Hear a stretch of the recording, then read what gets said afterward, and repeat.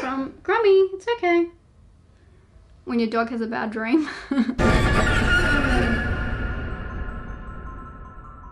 The Witch in the Window, it sounds like every cliche horror movie from the past 20 years. I feel ya. But this horror movie had something very surprising, unique and original characters creating a simple yet solid paranormal story. The 2018 Shudder exclusive was written and directed by Andy Mitton, the same writer-director from Yellow Brick Road and We Go On, which is praised for its original story. So I recommend if you liked that movie, which I did, you'll probably like this one too. The Witch in the Window is a drama horror about a father and son.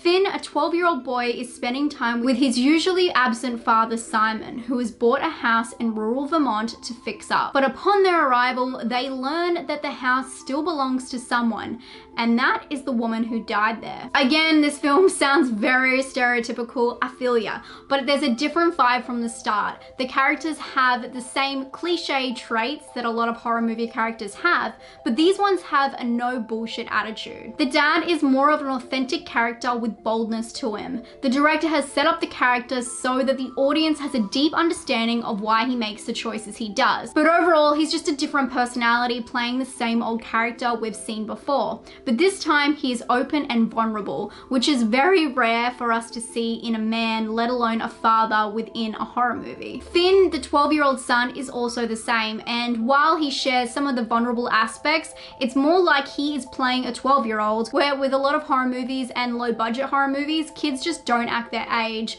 But in this, we see an authentic child. Finally. But their relationship dynamic takes an interesting turn, and it's reinforced within a subplot within the film.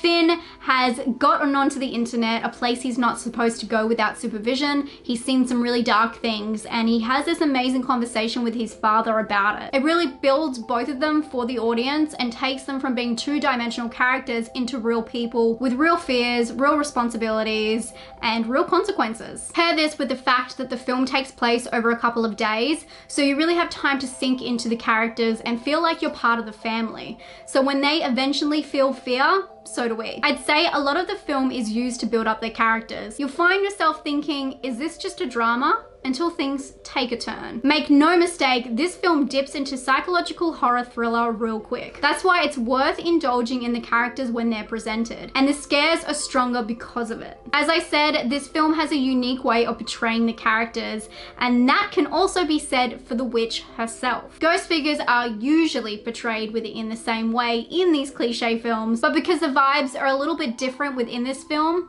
it's scary in a whole new way, and we get very up close and personal to the ghost. And I'm not going to say any more, but it's definitely worth it. Overall, this is a unique portrayal of a tale that's been told throughout many short stories, but the setup is worth it alone just to see the execution. And although in the end, the story is not 100% original, it's told in a brilliant, well-rounded way. Was it because I was going in with low expectations for this film that I actually liked it? Maybe, but it was something very different to all of the films I've seen online lately. So if you've been scrolling past it on Shudder, definitely give it a watch, especially if you liked We Go On. And if you haven't seen We Go On, I recommend it. I'm gonna give this film a 7 out of 10 for personal, a 4 out of 10 for scare, and a 5 out of 10 for originality. Have you guys seen The Witch in the Window? What did you think of it? Maybe it was just me, but I think a lot of you guys would appreciate this film. Let me know down below in the comments what your thoughts are, and I'll talk to you guys very soon. Stay spooky.